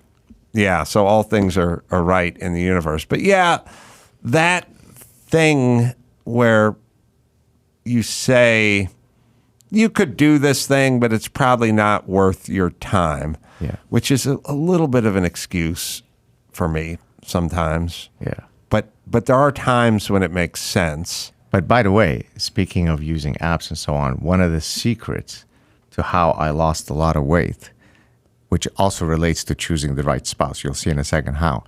So I lost 86 pounds in total. Wow. And two main secrets, which are not really secrets. Number one, 15 to 20,000 steps of walking a day, no matter what. It could be minus 20 in Montreal. I'm walking 15 to 20,000 steps. Number two. What does that translate into, like sort of time-wise? It's about 6,000 steps if you were walking at a moderate pace per hour. So you're talking about at least 2 hours of exercise. Now, it could be on the stationary bike. It could be on the elliptical. As long as I'm doing something, it's going to register it. It's on my phone. Okay, but relating to the app, the second part, which is the more important part, is my wife kept track of every single calorie that I was consuming using I'm not a representative of theirs, myfitnesspal.com, where she could really tell me at the end of the day, at 8 o'clock at night, you're at 1,632 calories, don't have another snack tonight. Because I was always trying to be between 1,500 and 1,700. And just by doing these two things, I ended up losing that much weight. And so having that right spouse who's your partner, and in this case, one who knows how to navigate that particular app, which you and I might not be able to do, was the secret for me. Another one was that I would weigh myself once a week, because then I'm accountable to that metric. Whereas when I've usually put on a lot of weight, it's because I didn't weigh myself for 5 years, and then I get on the scale, oh my God, I'm over 200 pounds. Whereas here, if I'm going in the wrong direction, I intercept it within a week, and I can do the autocorrective process. No, it makes sense, and it sort of gets back to none of this stuff is rocket science. Exactly. And we're living in an era which is scary to me, because we're trying to explain to everybody that things aren't so. And they're just so. It's just diet and exercise. That's all life is. And I mean, sort of metaphorically, but I just mean, work hard, study, be a good neighbor. Like, I mean, the 10 Commandments stuff. That's just this real basic truths. And everyone I know who lost weight always says, I quit drinking soda. I started walking. And that's basically their short answer for how fast I lost a bunch of weight. Exactly. I don't know why there are diet books written. I truly don't. I know why they're doing it, but every human being from the age of 5 understands what the deal is. And it does kind of bigger picture kind of worry me for society at large, because we are doing these things, every time somebody says, look, the best chance a kid has of success is to have a mother and a father in the home. Well, not everybody. I know a single mom who raised 19 kids, and they're all at Harvard. And it's like, okay, let's stop fighting against what is. What works. That's like when I tell people that human beings are a sexually dimorphic species where males are bigger than females. Someone will put up their hand in class and say, but my Aunt Julie is taller than my Uncle Joe. Oh, right. Gee, that invalidates all of biology. Yes. Because a singular example doesn't invalidate a phenomenon at the population level. But to your point about what are some of the key commandments of life, one of them that I cover in the book after the chapter on mate choice is one that Aristotle had already told us more than 2,000 years ago, to your point about not being rocket science. That's the everything in moderation maxim. But what I demonstrate in that chapter is that through a bewildering number of phenomena, gentlemen, that inverted U shape, meaning too little of something is not good, too much of something is not good, and the sweet spot is somewhere in the middle, applies across unbelievable number of domains. Alcohol consumption follows that. Exercise intensity follows that. Fish consumption follows that. Your perfectionism follows that. So, for example, if you're not perfectionist at all, too little on perfectionism, your work will suffer if you're an author because you're not paying attention to details. If you are on the other end of the curve, where I am, you're maladaptively perfectionist, you end up spending 4 weeks going over the galley proofs to make sure that there isn't a single typo in the book. Well, that's probably misplaced energy. Somewhere in the middle is the optimal point. So much of life ends up being finding the sweet spot that Aristotle had already told us about thousands of years ago, which brings me to another quick point, if I may. So do you know who Nassim Taleb is, the author? Nassim Taleb is a fellow Lebanese author who's a best-selling author, and he once was joking with me that he didn't understand what we study in psychology because all that there was to know about human nature, the ancient Greeks have already said. He was kind of ribbing me. Mm-hmm. And in doing my research for the book, I started thinking, I think he might be onto something, because every single time I would come up with what I thought was a original insight, here comes Seneca, who was Roman, who already said it thousands of years, or here comes Epictetus, or here comes Aristotle. So there's really something that was unique in the water of those guys, because their ability to understand human nature, void of having some of the empirical tools that we have today, is simply astounding. And so I cover a lot of that in the book as well. Yeah, well, you cite a lot of studies in your book. I do. Scientific studies. How is happiness measured scientifically? Usually it's through surveys. There are different types of scales. So, for example, if I want to measure any psychometric scale, there's usually a procedure by which I go to validate that scale. So, for example, if I want to measure your level of jealousy, how would I do that? And so there is what's called a psychometric scale development, and there are such scales to measure happiness. It's just usually a bunch of items that you answer typically on a Likert scale, strongly agree to strongly disagree, and then you add them up, and then you get an overall score. So let's simplify it. On a scale of 0 to 100, you score an 82, Adam scores a 63. But those scales have been validated through a methodological process. In other words, and how are they validated? You need to make sure that if you're measuring happiness, you're truly measuring happiness and not something else. Right. If we're going to get technical, there is a thing called it's not going to be relevant to your listeners, but it's called the Fisk and Campbell multi-method matrix, where you validate the construct in question. I don't know if that helps you, but it does, that's the technical term. Yeah. So we're talking about human behavior, and these guys had everything figured out 2,000 years ago. And we're, speaking of folks from the past, we're sort of narcissists for thinking that we've invented everything and we know everything, or we're going to discover everything. It's a kind of it's religious people have it sometimes, where they go, the rapture's coming on my watch. You know what I mean? Like, so everyone who was born before you thought the end of times and the rapture was coming, but now you're here for 79 years, and that's the window of the rapture, You're right. And there are times, but we're all wired the same way. Yes. So we're all going to have the same thoughts.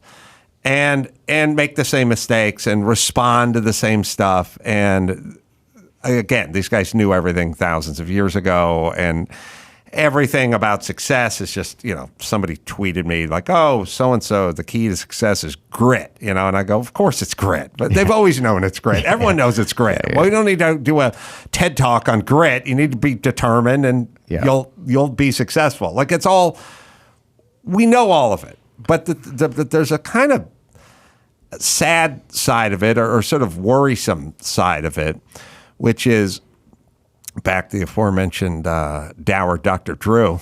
It's going to be his new name. Dour. He's not dour. He's been pretty smiley whenever I've seen him. He's a hand. He can be a hand wringer sometimes. The dour Dr. Drew.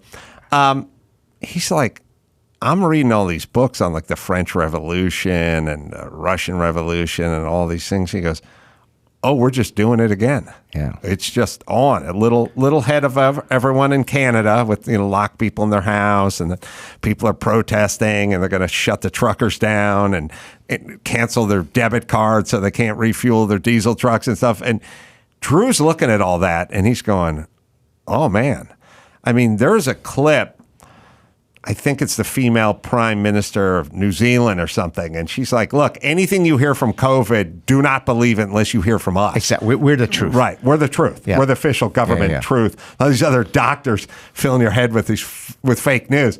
And he's reading this and he's going, oh, this is how the French Revolution, and we're just human beings, and now we're redoing it. So we should. Let me address. I mean, not as we should, but as likely. Yeah, let me address that from an evolutionary perspective. So one of the things that I talk about in my earlier books is something that I call fossils of the human mind, cultural products as fossils of the human mind. So human minds don't fossilize because they're organic, right? I mean, skeletal remains fossilized. But the products that are left behind by human minds do fossilize, in the sense that I could study an ancient Greek poem and completely understand the exact emotions that author was feeling. Why? Because there's only a few universal narratives that drive literature.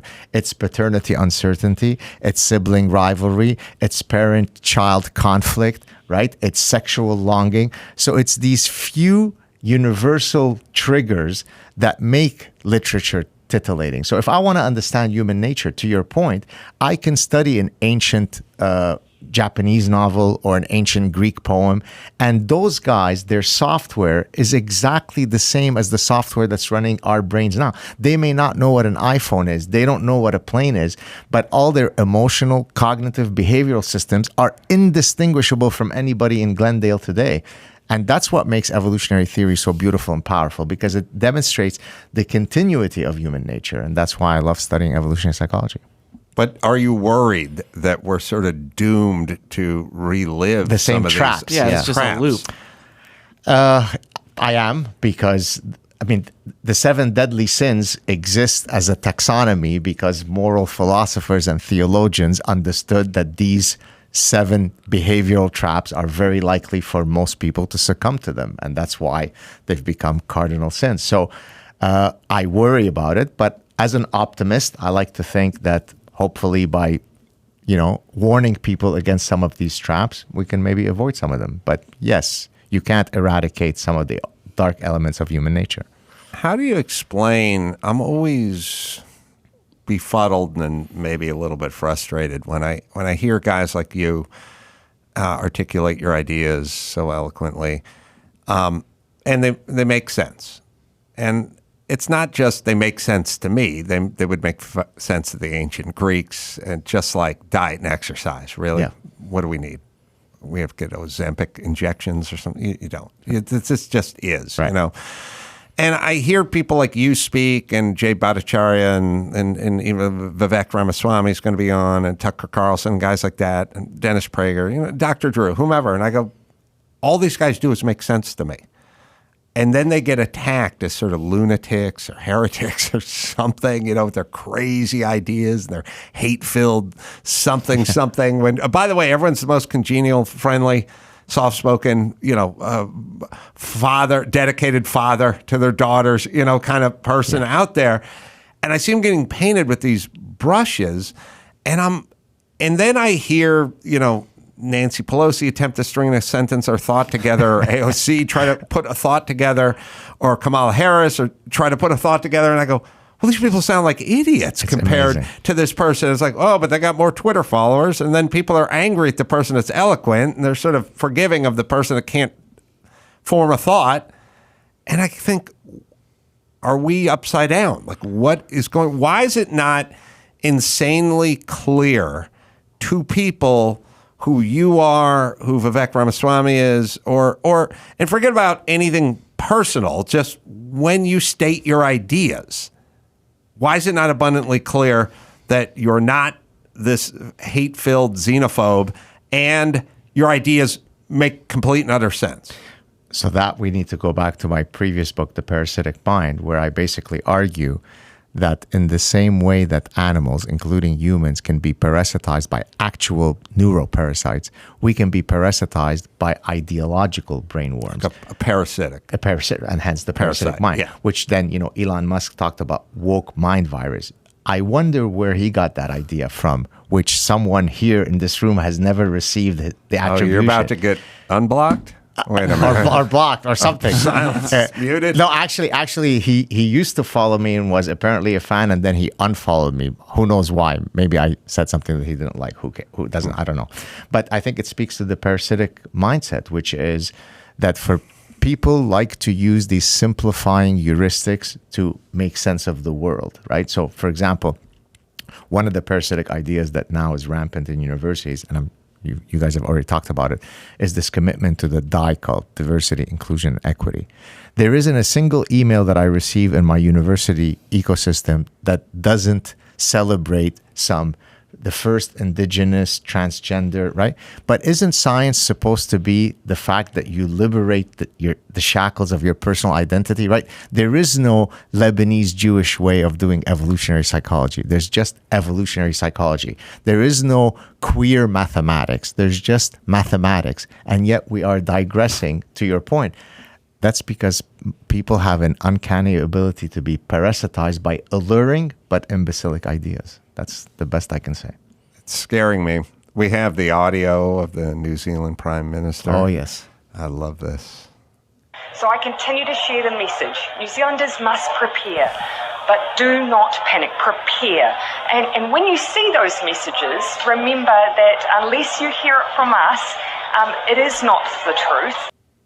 Yeah. Got to hear it from the government so you know it's the truth, because they have such a wonderful track record of spreading truth. And I mean, think about, one of the things that's beautiful about science is that when we talk about truths, they're only provisionally true, meaning that which we thought was true 300 years ago, science is sufficiently epistemologically humble that if we see that it's no longer true, we autocorrect.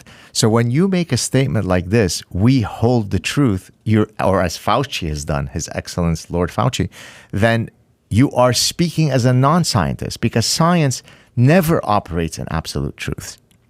Agreed. Scary. And just curious why more people aren't curious, because I just feel like I got a lot of questions and people aren't asking them. But the first one is sort of getting back to you or Jordan Peterson or whoever we've mentioned, and their sort of ill will toward man. You know what I mean? Like I always say, I don't agree with Anderson Cooper. I've never say he's a bad person. I'm sure he's a great person, or sure he's a lovely man. I don't like his ideas, or I feel the same way about anyone I disagree with, but I would never say anything that they were a bad human or assume that they wouldn't make a good, I'd let them watch my kids if I went out of town, because I don't, they might, pollute their mind with horrible ideas, but I don't think they'd let the house burn down. And it's ironically the people who end up getting this painted this way are, ironically, some of the most lovely people. I'll give you when I have conversations with them. I'll give you a great example that you mentioned earlier, Tucker Carlson. So I've gotten to know Tucker quite well. He's invited me on his former television show a few times. He invited me for his long form show, the one-on-one in Florida. So one day after having just gone on his show, I had tweeted, "Hey, thank you so much, Tucker, for your lovely, gracious hospitality." He was so lovely with my family, like such a down-to-earth guy, lovely, very attentive to my children. My cousin, whom I didn't know even followed me on Twitter. Now, why am I mentioning him? Because my cousin was my closest best friend in Lebanon growing up. He went through the Lebanese civil war with me. So you would think we are bonded both biologically and through our experiences in ways that most people could never understand. He tweets out, I'm sure the tweet is still up. Anyways, I cite it in my current book. He tweets out, "Really? Have you no shame?" And he goes on to chastise me. So the calculus of my cousin, with whom I went through the Lebanese civil war, was such that we ceased to be bonded in our blood and in our experiences once I had done the unthinkable, which was to associate with the vile neo-Nazi Tucker Carlson. That's what a parasitic mind is. And so in the book I write, if you want a happy life, don't be my cousin, or something to that effect. A good place to give a plug. The Sad Truth About Happiness, 8 Secrets for Leading the Good Life. It's available wherever you find books. The Sad Truth with Dr. Saad as well. Gad Saad. Man, thanks. It's always such a great conversation. You're the best. You and Joe Rogan are very successful because you're both open and inquisitive. That's how you should live life. That's the secret to life. Be open, be down to earth, have conversations, and success will befall you. Well, I'll take that as a compliment. And now I'm happier just because you came by. It's the website, GAD, by the way, SAAD.com is where you go. You can go to AdamCarolla.com for all my live shows. Until next time, it's Adam Carolla for Gad Saad and Chris Max Pattis saying mahalo.